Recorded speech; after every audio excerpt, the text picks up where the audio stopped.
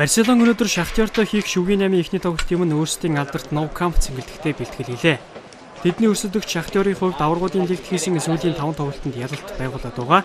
Өмнөх шатанд гэхэд Украины баг Италийн Ромаг 2 тоглолтын нийлбэр дүн 6-2-оор буулгаж авсан.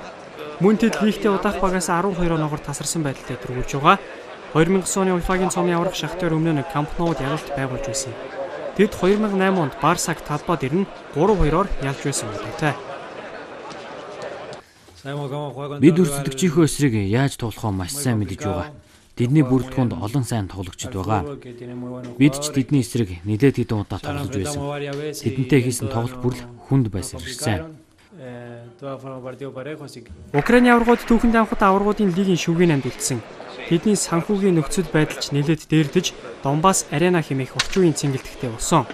Мөн тэдэнд туршлагатай дасгалжуулагч Мирча Луческу байгаа үлээ. Барсагийн менежер Пеп Гвардиола өрсөлдөгчийнхөө талаар ийхүү ярьж байна. Тэд бол маш сайн баг.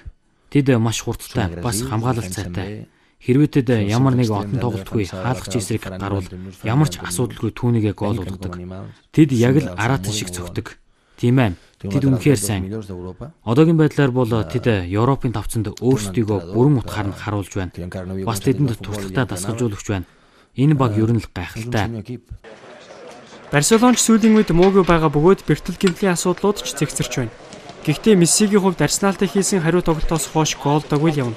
Довтлогч Давид Виллагийн хувьд бүр сүүлийн 6 тоглолтод гол оруулсангүй. Би хэнийгч бэртэл аваасаа гэж хүсэхгүй байна. Шахтёр бидний эсрэг ямар ч тоглолтыг үзүүлж магадгүй. Тиймээс манай 11 тамирчин хамгийн өндөр түвшний тоглолтыг үзүүлэх хэрэгтэй. Шахтёрын гол довтлогоог явуулдаг хүн бол Адриано. Хэрвээ тэд жигүүрээр довтлоод эхлэх юм бол хаанч аюул тарина. Тэдний жигүүрийн хавсууд эсрэг бага үргэлж дарамталж тоглодог. Тиймээс бид тэдэнд тэр боломжийг нь олохгүй байх хэрэгтэй. Аваргуудын лигийн 3 удаагийн аварга Барса өнөөдөр багийн ахлагч Карлос Пуйол болон Франц хамгаалагч Эрик Абидал наргүйгээр тоглоно. Дээрээс нь бэртэлтэй байгаа довтлогч Педро болон хамгаалагч Максвелл нар талбайд гарах хэсэг нь эргэнцээтэй байна.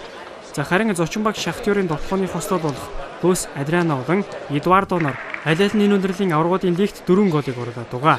Тиймээс тэд Барсагийн эсрэг ямар үр дүн үзүүлэх нь сонирхол татаж байна.